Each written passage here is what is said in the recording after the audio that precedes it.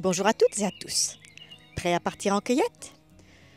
Nous sommes à la mi-juin, en pleine période de cueillette des fleurs de sureau noir. Venez avec moi, nous partons à leur recherche. Pour trouver des sureaux noirs, je vais devoir descendre de ma montagne, car ici, chez moi, à 1300 mètres d'altitude, il n'y a que des sureaux rouges. Leur floraison est plus précoce et nettement moins spectaculaire, et surtout moins savoureuse. Ah! Voilà un magnifique sureau noir. Le sureau est un arbuste assez simple à identifier.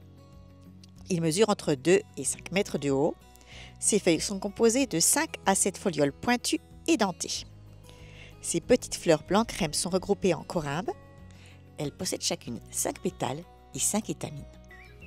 L'écorce du sureau est couverte de lenticelles caractéristiques. Avant de cueillir du sureau, vérifiez bien que vous trouvez de l'écorce.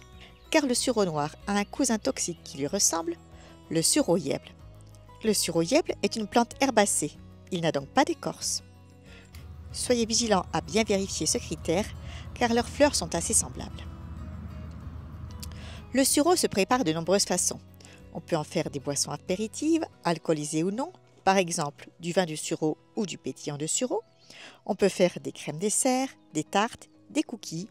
Mais la recette classique avec cette plante, ce sont les beignets de fleurs de sureau, et c'est celle que je vais vous présenter ici. Ma cueillette est finie, maintenant retournons en cuisine.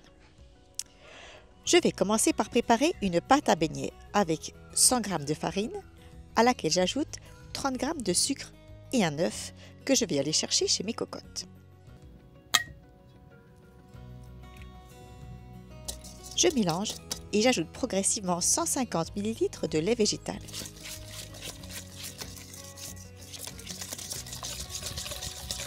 Puis, une pincée de sel.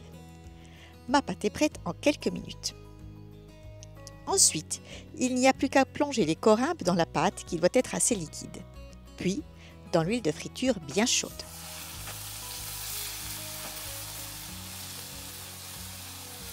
Lorsque les corymbes sont bien dorés, je les place sur un papier absorbant. Et lorsque j'ai procédé ainsi pour toutes les corymbes, il ne me reste plus qu'à les saupoudrer avec un peu de sucre glace et avec une pluie de pétales de fleurs pour la décoration.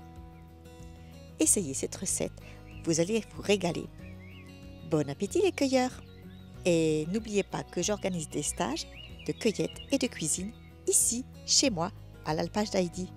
Alors, si ça vous tente, n'hésitez pas à venir me rejoindre.